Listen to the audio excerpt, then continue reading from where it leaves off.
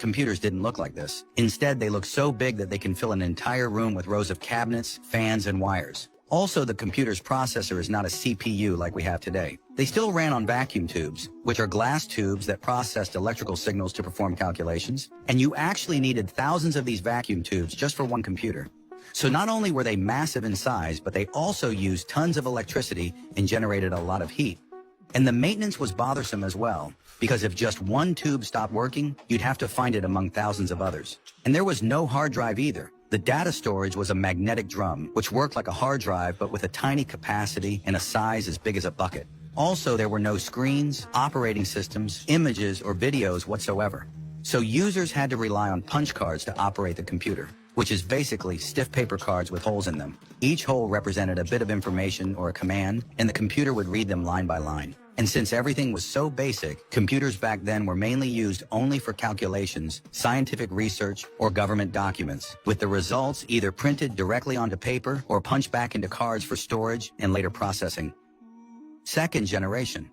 In the second generation, vacuum tubes were replaced by transistors, which have the same function as vacuum tubes. But transistors were better because they were smaller than vacuum tubes, which made computers smaller and cheaper as well. Also, transistors were faster than vacuum tubes. So if you need 1 hour for calculation and stuff with the first generation computers, you only need minutes with the second generation computers. And it could operate longer since it doesn't generate as much heat as the vacuum tubes, so it's less prone to overheat. However, despite the upgrade, the way it was operated was still handled with punch cards like in the first generation, but at least this time the storage was upgraded from magnetic drums to magnetic tape. The size was big as well, but it could hold more data compared to a magnetic drum.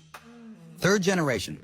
This time, computers finally started to look like computers of our era. That's because instead of wiring thousands of separate transistors like in the second generation computers, this time they used ICs or integrated circuits instead. So these integrated circuits contain a chip, and these chips actually contain many transistors in a microscopic size or even just nanometer size. This was created directly on them using a process called photolithography, which is like drawing patterns with light to form the circuit. But the most important thing is that computers began supporting keyboards with monitors, so people don't need to use punch cards anymore to operate them. Also, operating systems like Unix and IBM 360 started to show up as well. However, the interface at that time was still text-based instead of graphical like what we have today.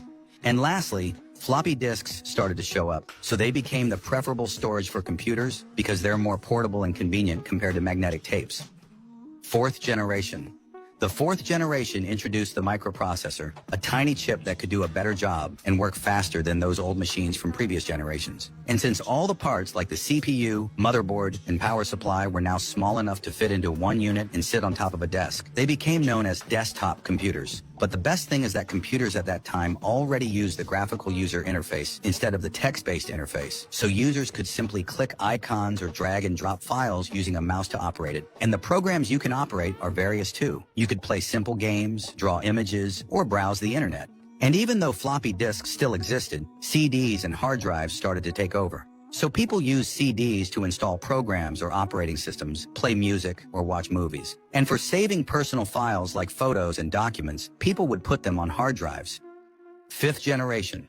The fifth generation of computers doesn't refer to a specific machine or processor. It's more about a shift in purpose. Instead of just making computers faster or smaller, this generation focuses on making them smarter. That's why now many things are integrated with artificial intelligence. AI is now used in graphics cards to enhance visual quality with features like ray tracing, allowing games to look better. AI also powers self-driving cars like Tesla, helping them navigate roads and make split-second decisions. And AI is also behind voice assistants like Alexa and Google Assistant, which are now often integrated with smart home devices. And these days, even AI can generate entirely new video with realistic speech, like making someone say things they never actually said.